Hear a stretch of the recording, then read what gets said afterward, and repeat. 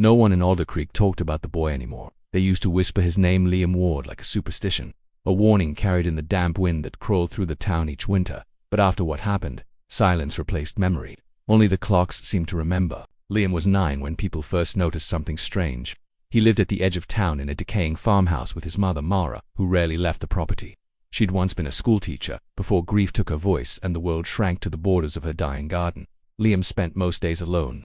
He had a small wind-up watch that never stopped ticking, even when it should have wound down. He'd hold it in his palm like a heartbeat, whispering to it, as if the gears could hear him. When the accident happened, the first one, it was small enough to seem like coincidence. A cup fell from the table, shattering. Liam gasped, eyes wide, and suddenly, it wasn't shattered anymore. The cup sat whole again, the water still trembling inside it. Mara froze, her breath trapped between disbelief and terror. "Did you see that, Mom?" he said softly. It went back. She didn't answer.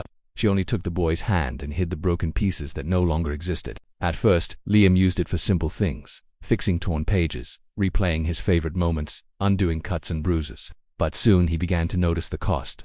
Each rewind left him more tired, as if time itself were feeding on him.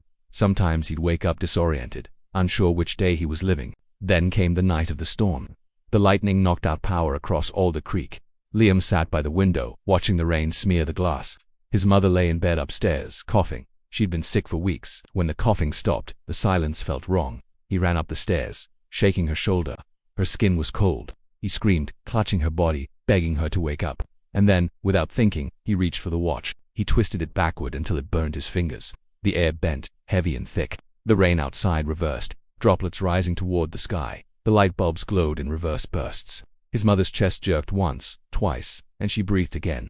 Liam sobbed with relief, but something else woke up that night too. In the following days, the clocks in town began to drift. The church bell rang off schedule. The train arrived hours late, and some people swore they saw the sun rise twice in one morning. Liam didn't notice at first. He was too busy caring for his mother, who now seemed different. She looked at him like she didn't fully recognize his face. When he spoke, she'd tilt her head, confused, as if his words were being translated through a dream. Sometimes she'd ask questions that made no sense. "Why do you call me Mom, or have we met before?"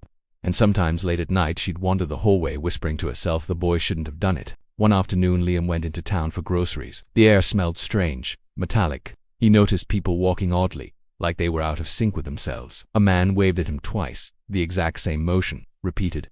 At the store, Mrs. Danton, the cashier, froze mid-sentence. Her eyes flickered, her voice skipping like a scratched record. "Time's been acting funny," she said, then blinked. "Time's been acting funny." Liam dropped his basket and ran home. When he got there, his mother was sitting in the kitchen, surrounded by clocks, dozens of them, all ticking out a rhythm.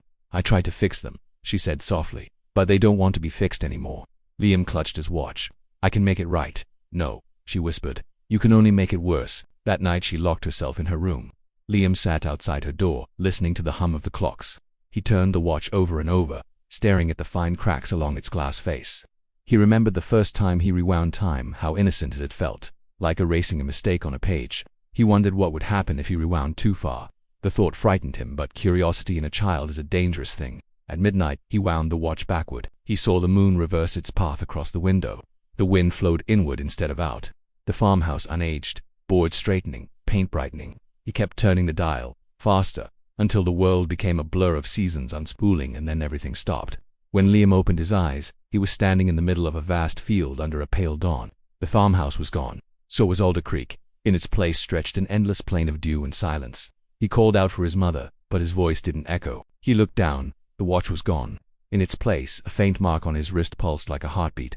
Then he heard laughter, soft, distant, childlike. He turned and saw another boy, about his age, running through the grass. The boy waved. "Who are you?"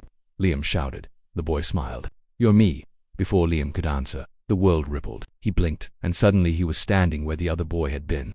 In the distance, he could see himself waving back. It hit him then. He hadn't traveled through time. He had become trapped inside it. Each rewind created another version, another loop, each echo of himself still wandering somewhere in the labyrinth of moments, days, or loops past. The plane changed subtly each time. Some loops were bright, some shadowed, others filled with strange mechanical noises, like gears grinding beneath the soil. Sometimes, Liam saw fragments of his mother drifting through the air, like reflections on glass.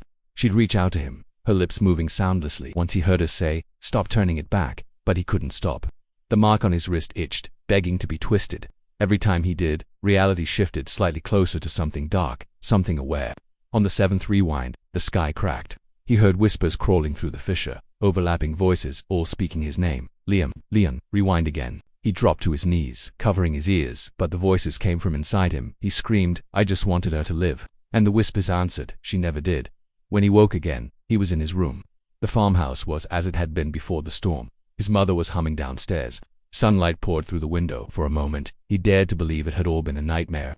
He ran to her, throwing his arms around her waist. She smiled faintly.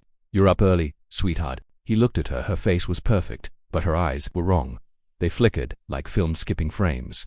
He stepped back. What's happening? Her smile didn't change. You're safe now. You did what you were meant to do. The kitchen clock ticked backward once. Then again, Liam turned toward it, and every clock in the house began spinning in reverse, faster and faster, until the sound became a roar. His mother's image glitched, freezing mid-smile. Then she collapsed, dissolving into static light. The farmhouse walls stretched, bending like liquid, and then everything froze. Liam stood alone in the middle of a motionless world. The air hung still. The clocks had stopped. His watch lay on the floor, cracked open. He knelt, picking it up carefully. Inside, instead of gears, there was a tiny mirror. When he looked into it, he saw thousands of versions of himself, each one turning the watch, each one begging to undo what the last had done. He realized then that there was no forward anymore. Time had folded in on itself. He was the center of a loop that could never end. He whispered, please, let me stop. But the mirror reflected back 1,000 lips saying, you already did. Years later or earlier. It was impossible to tell. Travelers passing through the ruins near Alder Creek claimed that sometimes, at dusk, they'd hear a faint ticking sound beneath the earth. Some said it was the wind through the old well.